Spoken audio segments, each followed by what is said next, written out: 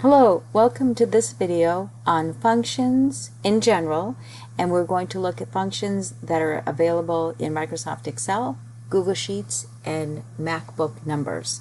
So I'm going to open a worksheet that we worked on before. This is the dollar sales for 2023.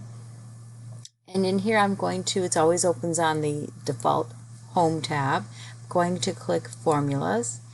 And insert function is the same thing right here. So there's a couple ways they can get it. Just like the auto sum feature, it's also on the Home tab right here.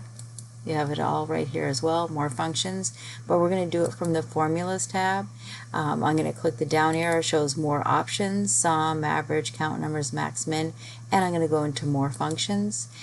You have categories to choose from, and you'll notice that some of them will be repeated up here, or you can get it through here, categories. Most recently used, all of them, financial, if you want to just look at financial. When you click a particular category, then you have many functions to choose from.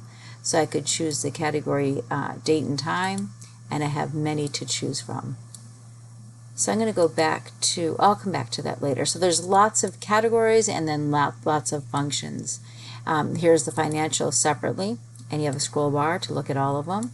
And then we can go into the logical functions, the text, date and time, lookup and reference. We'll do a few of these, which are pretty cool.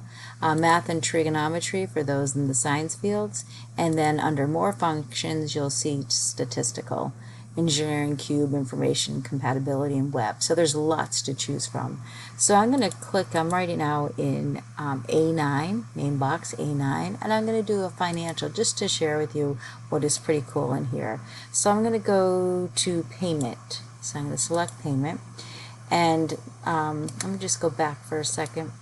When I was selecting payment, if I hovered a minute, I would see what it actually does. It calculates the payment for a loan based on constant payments and a constant interest rate.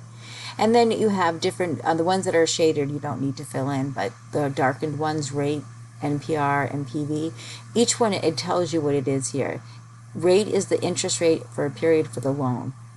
For example, 6%. For quarterly payments at 6%. So this one I'm going to type in, let's say it's 5%, divided by 12, because there's 12 months in a year. The next one is NPR. This is the total number of payments for the loan. So I'm going to say 12 months in a year times 30 years. Usually a mortgage is for 30 years.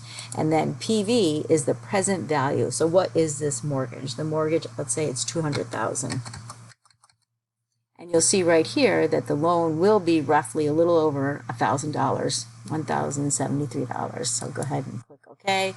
And it comes as a negative, but if you put the minus sign up here in the formula, it comes down as a positive. Doesn't matter. Just wanted to share with you how it breaks it down for you. So that's working with formulas in Microsoft Excel. Now we'll jump into Google Sheets, and it's the same worksheet.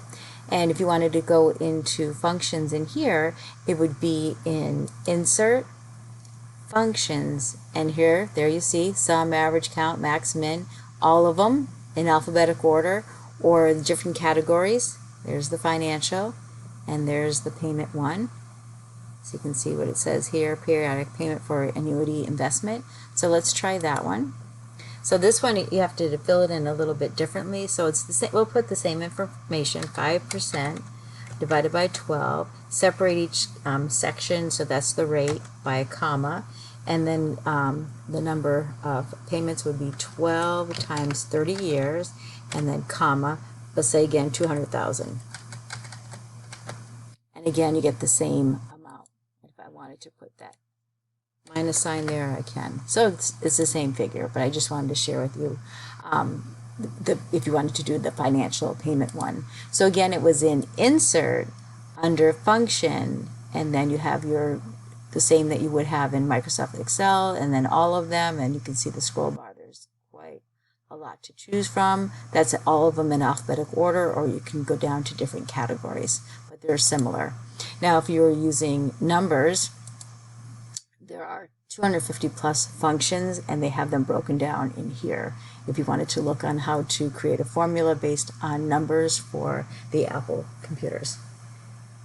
Thank you.